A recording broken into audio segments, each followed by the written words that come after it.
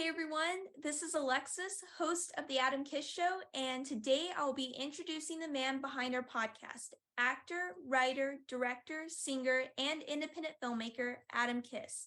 We will discuss Adam's background in filmmaking and the process of creating his latest feature film, My Last Words.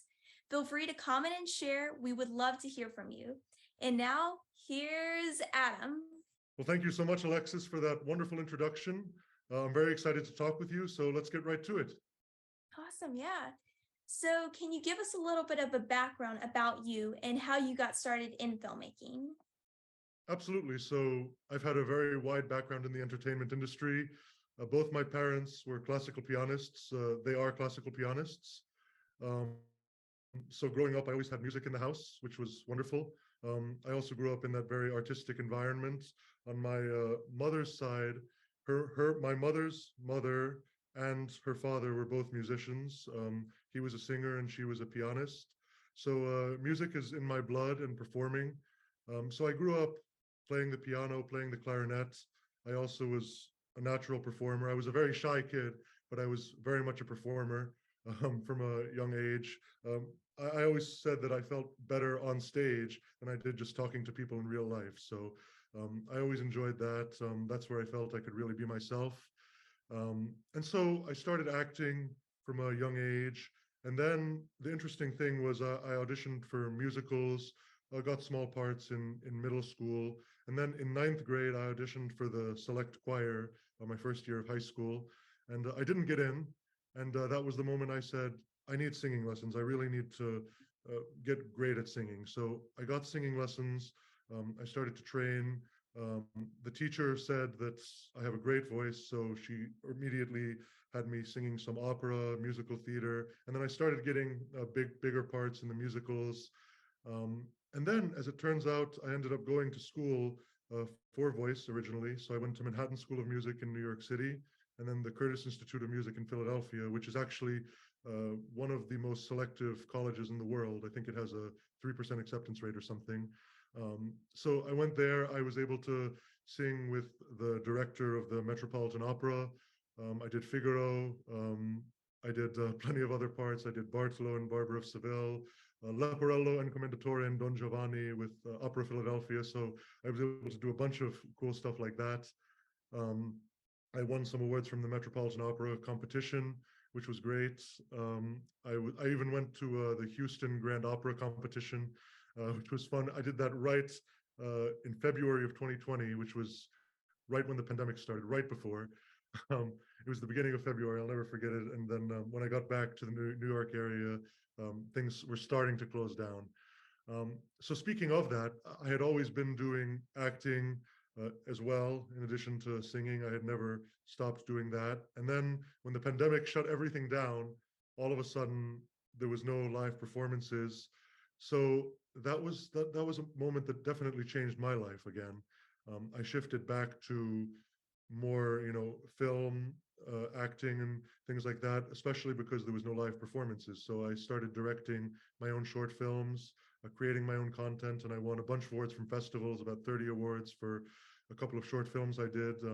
One of them was actually a one-man version of Shakespeare's Hamlet. Anyone who knows anything about me would know that I absolutely love Shakespeare. So I'm obsessed with Shakespeare. I did a one-man version of Hamlet where I played 5 or 6 of the roles, including the ghost of Hamlet's father, which was very fun. Um, but yeah, so I did those. I also have done other projects. I have another project that is going to come out, I believe, in the fall. We're on the NYC Life channel, where I did 2 episodes of a TV show. Obviously, there'll be more information on that coming soon. I've done, yeah, a couple of parts like that. And now I'm a screenwriter as well. So I've written several scripts, about 6 or 7 feature-length screenplays. And of those, all of a sudden, it was I had this idea to do this project, which we're finally talking about, which I'm finally getting to. I had the idea to write this screenplay on Christmas Day of 2022, and I'm sure we'll get into that later. But the point is that I decided to write this script with few characters, few locations that I could 100% produce myself, and that's why I decided to do this project. And I've been talking a lot, but now you know my entire life story. Yeah, that's awesome. Yeah. So, you mentioned that got the idea for this film on Christmas Day. So, could you tell us a little bit about the story and who your audience is, as well as the message that you're trying to get across through this film? Absolutely. So, in terms of the audience, I'll start with that part of the question. I think that this is a film that can appeal to all audiences. I think that in the modern day, so many films are aimed at such a specific audience. You know, they're either an action film aimed for like younger people, or it's an art film, you know, aimed for maybe an older audience. And I think that that's such a terrible thing because I feel like in the older films, in the older days, there was maybe a film could appeal to more people. It could appeal to both kids, adults, everybody.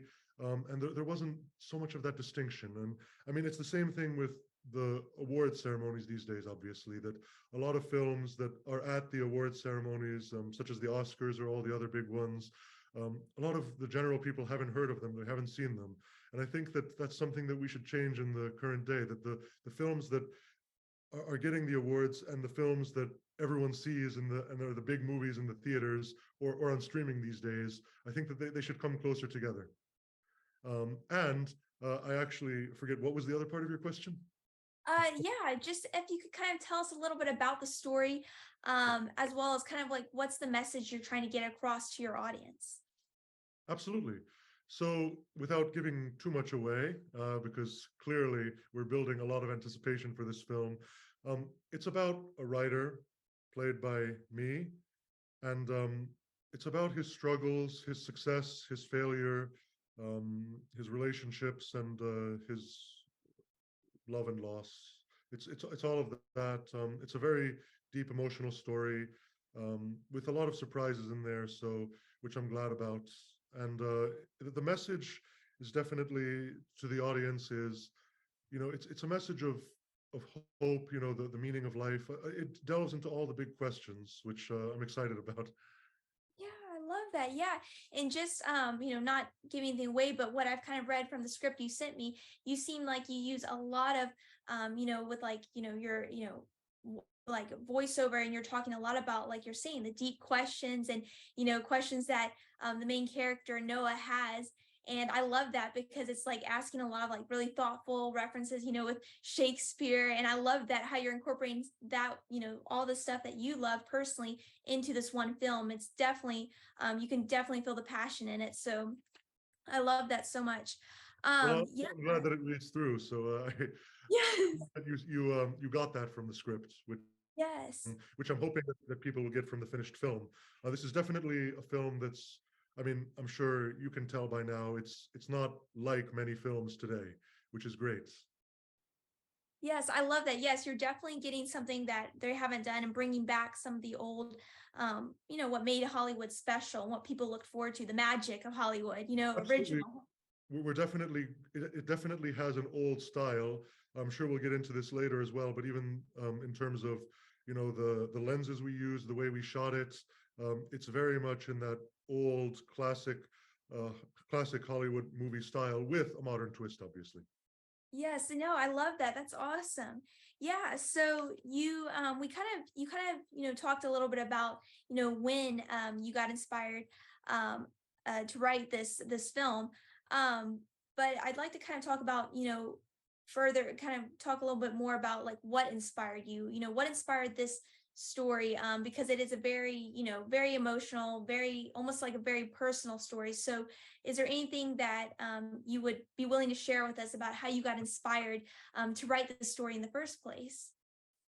Absolutely. Well, of course, yeah, of course it's personal. I mean, I think any screenwriter will tell you that a script really isn't worth it unless it's at least somewhat personal. Um, I mean, I think that in particular, Tarantino even said that, whatever is happening in his life, somehow it makes it into the script, even if it's, a script about World War II or something totally different. Um, and Paul Schrader also said that, a lot of his scripts are symbolic to what's going on in his life. So I'm not, obviously, this story is not autobiographical, perhaps somewhat. But basically, I got the idea on Christmas for this very interesting story. And then the script was finished in 2 days. It was about 90 pages at that point. So believe it or not, yeah, the script was done in about 48 hours. Having said that, there's the old saying that scripts aren't written, they're rewritten. So I would say that of that original script, maybe about 60% was changed, but it had the same rough beginning, middle, end, and it was a finished product. So it was something that could be changed, that I could go in and say I could make changes without changing the general core of the story. But it was something that I was happy with. It was something that I immediately believed in, and it just came from wanting to tell a personal story, a great drama. A lot of the other scripts I've written all different genres. I've written thrillers, a couple of those contained thrillers. I've written a bigger action film. I've written a bigger historical epic, which is about 170 pages long, which Wow. clearly that's going to be my next project. Um, but this was coming out of a desire to tell this contained story that in the first place I could 100% produce myself, but which would also, for example, I feel that a lot of times limitations can be your best friend. I mean, the composer Igor Stravinsky, he said that he loves limitations because otherwise you have too many options. So in terms of telling a story, I find that limitations can actually be a wonderful thing. Yeah, that's awesome. No, I love that. And speaking of how long it took you to write the script, and it's about some of the others that you have written. This film that you're talking about, this epic that you would like to that you would eventually like to film. Is there is there anything that you'd be willing to share a little bit about that? Just kind of like a hint at the storyline, or the message that that you want to get across to your audience? Well, I'll tell you what. I'll have everyone tune in for that because clearly that'll have to be my next project. Yeah, that's awesome. That's awesome. No, I love that. That is really neat. So you've done all kinds of genres. Yeah, so I guess let's move on and talk about maybe I'd like to ask you about maybe some films that have inspired you personally as a filmmaker. Absolutely. Well, personally, but anyone who knows me knows that I absolutely love classic films. Obviously, there's always great films being made, even in the modern day. But personally, I love Citizen Kane, Casablanca. I know that those two often do make it on the top lists of movies, no matter which site or poll that they choose. I'm a big Hitchcock fan, so I love Vertigo. I love To Catch a Thief. Those movies, which is actually interesting because that's a Hitchcock film that not many people choose.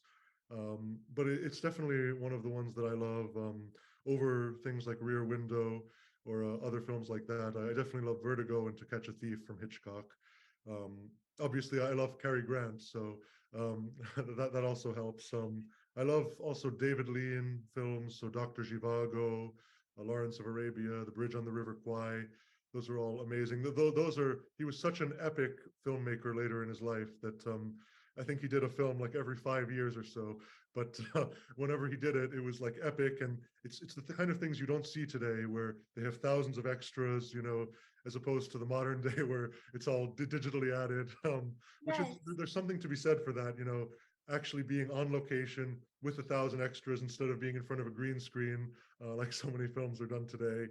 But I love all those epic films like Ben-Hur, Spartacus, um, and then I love a lot of those older films as well, like It Happened One Night, which was actually one of the first romantic comedies, which won, I think, 5 Oscars. It's crazy to think of a rom-com winning one Oscar, let alone 5 in the modern Yes. day. But yeah, I think that those are some of my favorite films. Yeah, that's awesome. Yeah, It depends on the day, and if you ask me tomorrow, they would probably be different. yeah, no, that's great. Yeah, I was going to go into like listing your top 10, but I feel like we already did that. So just speaking of those films, I know you mentioned one of the things that you like about them is the fact that they were actually on set, like they weren't doing it in front of a green screen like they are now or digitally. Is there anything else that stands out to you besides like adding the extras that made those films so much more, I guess, more unique than they are today. Absolutely. Well, I think that a lot of it is really the care that went into them. Obviously, in those days, they were shooting on film. Today, it's digital, but a lot of times you can shoot on digital today, and it looks, you can make it look almost like film. But the whole point of, the attention to detail. I loved the performances. I loved just the certain sense of magic. The cinema magic, if you know what I mean. Yes, yes. No, I know when obviously when I first met you, I know one of the things we actually hit it off on was we both loved Bringing Up Baby, which even from, if for those of you that don't know, included, had Cary Grant as the main actor, and I'm not sure actually who the main actress was. It's Katharine Hepburn. Katharine Hepburn. Okay, awesome. Yes, Katharine Hepburn and Cary Grant. And even back in that, back whenever they came out with it, at least as far as I know, and you would know more about this than me, it didn't do super well for that time period. But I mean, the humor, I mean, everything about the details, a masterpiece, and most people don't know about it nowadays, which is really sad because it's, I mean, I think Cary Grant, he's definitely one of my favorite actors of all time just because of his facial expressions. I mean, everything about what he did and his humor, his characters are, he's always plays a great part. Um, Absolutely. I totally love Cary Grant. I think he's one of the best actors on film, period. I don't yeah, think he ever got the credit he deserved. He never actually won a competitive Oscar. He did win an honorary Oscar later in life. And I think that that's because he never really played, those Oscar type, dramatic, overly dramatic performances. I mean, I know he did None But the Lonely Heart, which was one of them, and he did get nominated for that.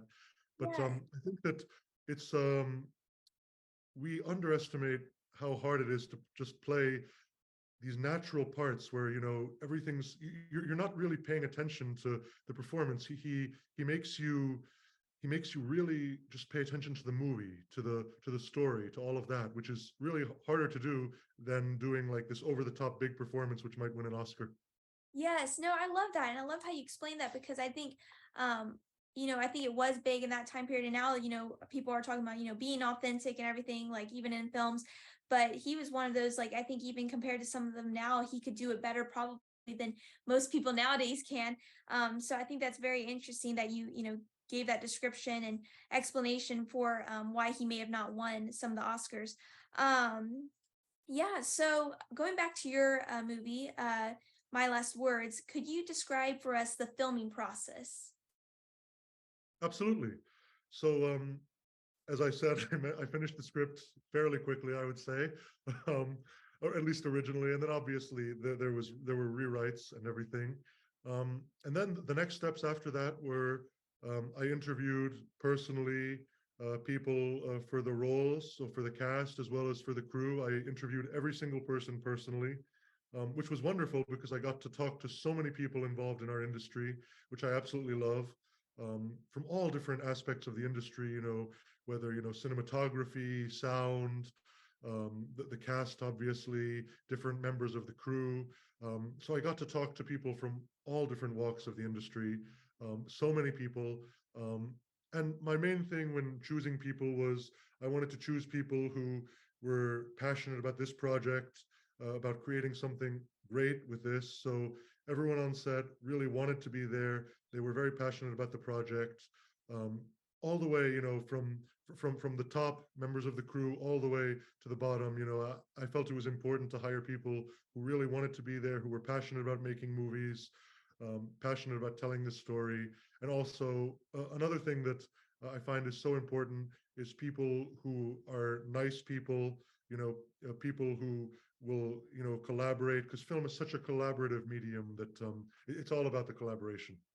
Yeah, I love that. Yeah, and speaking of like, with the process, how many scripts in total did you go through? I believe you told me a while back when I was talking with you, but if you could tell how many rewrites did you do before it was your final product?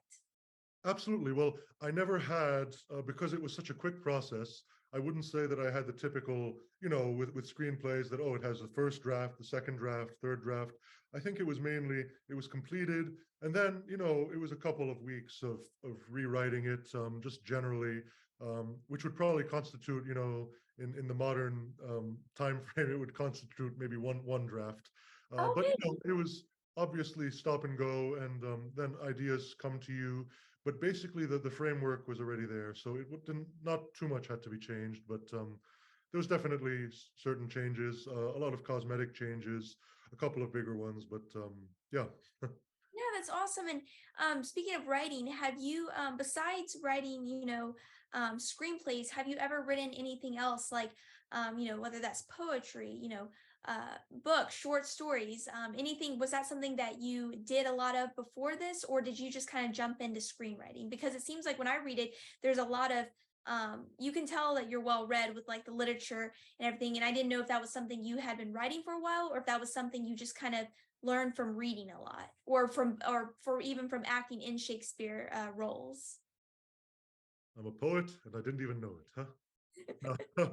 Yes, I have written poetry. I've read a lot of poetry. Obviously, I mean, uh, Shakespeare's absolutely was absolutely always an inspiration for me.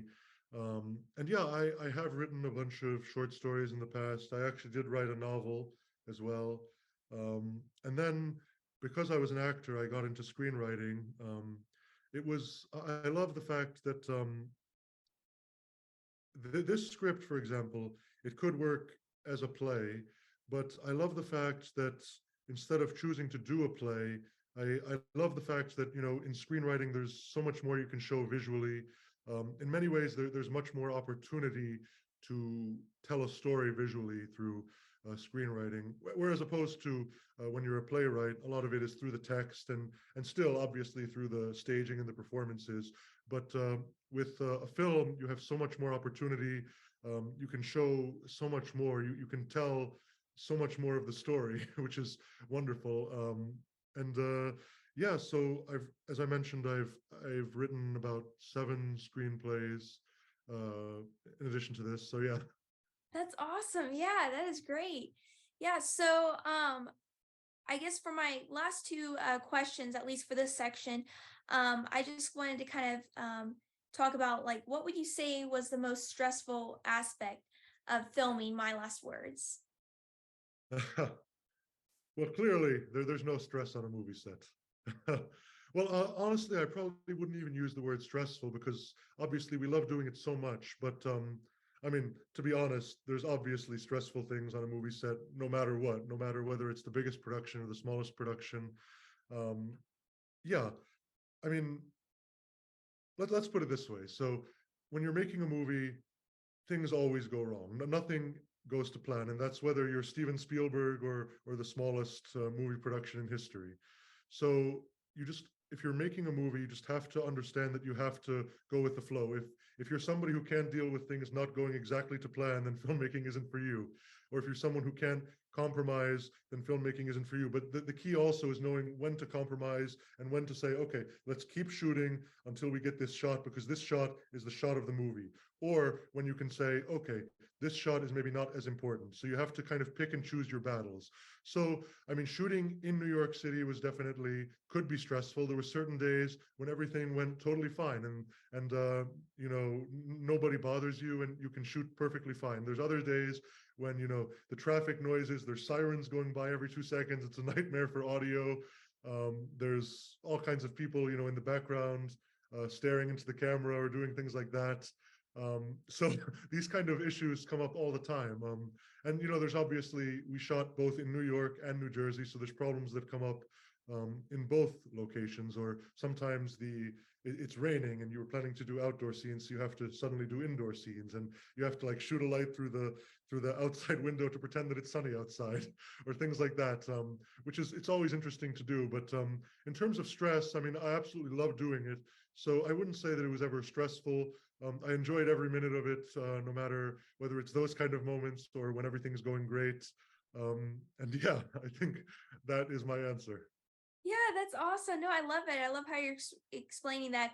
And I meant to ask before going in, I'd like to go on to the positive side as one of your favorite parts. But before I do that, for those of people who are, trying to write a screenplay or have written some before, what would you say is, just before I forget to ask this question, because I think people find this very helpful, What would you say is the difference between writing a novel and writing a screenplay, or is there really any difference besides formatting? Very good question. So obviously there's formatting, but that you can learn in a day. There's no big deal to the formatting. Screenplays have this very, very, very specific format that people don't like you to deviate from. So you just have to get that down. And it's kind of like what somebody said to Orson Welles when he did Citizen Kane, which was his first movie. He also co-wrote the script and he directed it. But what the person said was, with filmmaking, you can learn all the technical stuff in a day and a half. What you really need is the stuff that you can't teach. The thing of how to be a director. And I feel that's the same thing with writing a screenplay. You can learn all that in a day and a half, the formatting. Um, what is what really can't be taught is actually writing a screenplay, at least in my opinion. You have to have that within you, that inner fire to be able to do that, which is a wonderful thing. So I feel that, yeah, there's the formatting, then obviously in a novel, there's way more description. In a screenplay, it's very simple, very sparse. Obviously, I am a little bit more of a literary screenwriter than some. Some screenwriters just write like, one-word descriptions or like, one-word sentences, very casual style. I would say I write still in a more literary style, with, a little bit more description than that. Um, Also in screenplays, generally, screenplays do not have as much dialogue as a play, for example. So now I'm talking about the difference between plays. Yeah, sure. However, as for me, I'm a very dialogue-heavy screenwriter, just generally, even in my thrillers or other types of genre movies. I mean, other people who I would say are very dialogue-heavy screenwriters are people like Quentin Tarantino. Having said that, he's a very different style to my type of screenwriting.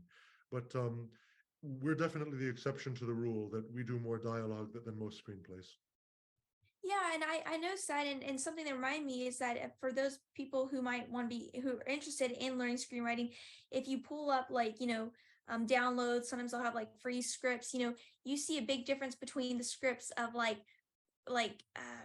bringing up baby, for example. Like my sister printed that out, and they were very detailed in their descriptions, and nowadays they don't do that as much. I feel like you're kind of following kind of what they were doing, and I think that's part of what made it great because it was very specific. I mean, obviously you might have to change things, but I think that's a really great way of printing out maybe screenplays, studying them. Do you have any like maybe other like advice that you would give for those people that are trying to learn how to screenwrite? Would how to study that or how to make themselves become more natural at it? Absolutely. Well, simply study human behavior. I mean, and anything can be a story. That's the other thing, no matter how small, how big. Um, it's as all of the human experience. It's all about stories. I mean, you brought up an interesting point about how there was so much more description in the old screenplays, and also there was so much more dialogue in those days. In those older films, which we're talking about, I mean, it literally started. It's in the title, screen play. They started by hiring playwrights to write for the for the screen. So there was all of that dialogue, and then as time goes by, scripts are getting shorter and shorter and shorter. Um, I mean, the scripts for a lot of those old films, I'm sure they were 180, 200 pages sometimes. Nowadays, nobody wants a script. Nobody will make a script that length. But the interesting thing is that though movies are getting shorter, and people complain about a 3 hour movie, but they don't complain about a 3 hour miniseries or a 10 hour miniseries or watching a season of a new TV show, which is an interesting phenomenon with streaming versus film these days. Yeah, I love that. You told me that the other day, and I thought I had never thought about it that way. And I think it's hilarious because it's so true that people will, binge watch, all these episodes, and it will total be about the same amount of time, and yet they don't want to sit through a 3 hour or or the you know back in back in what the I guess the 19 I don't know what year that came out, but some of the films like would have an intermission, and now you're like, I mean, maybe the one intermission that we had was maybe the Avengers. That may have done, I don't know if they had that in a theater, but it's really weird. You don't see that very often. No, Um, it used to be like going to the opera or something. Yeah, it used to be an event. They give you a program. There was an intermission. There was an overture. It was a big event. Like, yeah, those movies like Ben-Hur, Spartacus, those huge epics, that were over 3 hours long. They definitely had intermissions. yes, yeah, no, it's really interesting to see the changes that film has made over the years. And with that, I would like to kind of end, at least for this section, on one last question, and that is, what was your favorite part? What would you say was your favorite part of filming My Last Words? Well, my favorite part was honestly seeing it all come together. This idea I suddenly had in my mind on Christmas Day 2022, it came to life. All of these people came together with the single purpose of realizing this vision that I had, which is absolutely incredible. We had a crew of roughly between 12 and 20 people each day. Generally, we had more. So on a lot of the big days, we had about 20 people on set. A couple of the smaller, more intimate days, we had about 12 people. Um, and obviously, um, we had roughly, I would say, over the course of the entire filming, at least 50 people involved, which was great to collaborate with all these people and to have all these people working towards creating my vision for this project. It's an incredible feeling. And I think one of the last days I even almost broke down because, of all the work I put into it, all the sleepless nights. I put everything I had into this film, and it was so inspiring to see other people also, working hard to make this a reality and to make this absolutely the best film that it can absolutely be. Yeah, I love that. Yeah, I love the passion you have for it. And, they always say that I've interviewed, several aspiring, filmmakers before, and everybody has always said, always film something you're passionate about. That is the most important aspect. You can't make a good movie if you're not passionate about it. So I love that. Absolutely. And I'm totally passionate about the story, which I find, you know, as a director, you have to be. I mean, a lot of the directors I admire who were absolutely, obsessed with, whatever project they were on. And I mean, is there any other way to do it? I would say. yes, no, I love that. That's awesome. Yeah, and great advice for others who are, looking to get into the industry and work as a director or screenwriter. Yeah, so I'd like to kind of finish with some fun questions, and then list all your social media platforms so that people can find you, follow you, find your film, or find updates on your film. But before that, starting with some funner questions. What is your favorite color? Red. Red. Awesome. Yes, I see you're wearing red too Yeah, today. I'm So wearing be red, so prepared. I'm sure it wasn't very hard to figure that one out. Awesome. Yeah.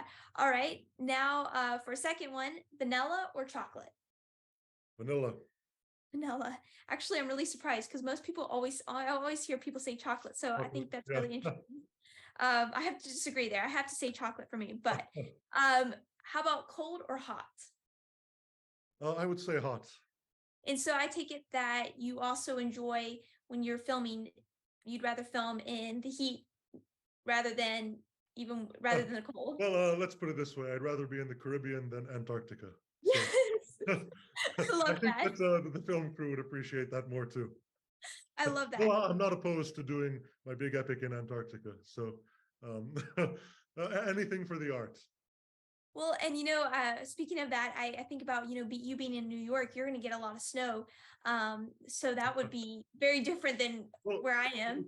it's actually very interesting because as you know, on my social media, there's a bunch of stills out. There's some of me in New York in a trench coat. Which the funny thing about that is that it was like 90 degrees that day, but there I was in my trench coat, braving it out. At least I felt like, Humphrey Bogart. So Yes, I love that. I love that so much. Yeah, and for a fourth question, would you prefer watching a movie or a TV series? movie, Movie, definitely. yeah. And for last, a comedy or drama? Let's go with drama. Drama. I love that. I'm very That's all. dramatic. Yeah, so before we finish the session, I would like to list some of your social media platforms for everybody so they can find you. So Instagram, you have 3 accounts. First one is at Adam Kiss Productions. Second, at adamkiss.official, and at third one is at My Last Words.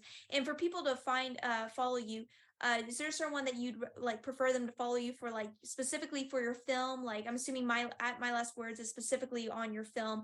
And then for you personally, would it be like Adam Kiss Official or Productions, or does it matter?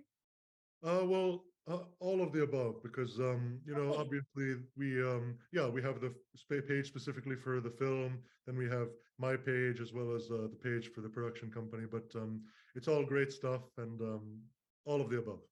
Okay, awesome. And then TikTok at Adam Kiss Official, Facebook and YouTube at Adam Kiss Official, and Twitter at Real Adam Kiss. You can also find Adam on IMDb or at his website, adamkissofficial.com. Yeah, so that is all we have time for today. So thank you again, Adam, for discussing your project with us. I look forward to talking to you again next week on a different topic. Maybe we can discuss a little bit about your next upcoming film, your epic. I would love to hear more about that. And to all of you who are listening, be sure to follow us and get notified when the next episode is released. I'll post this interview on Instagram and all the above platforms that I stated earlier. Yeah, so thank you again, Adam. Have a great rest of your day. Thank you so much, and thank you, everyone.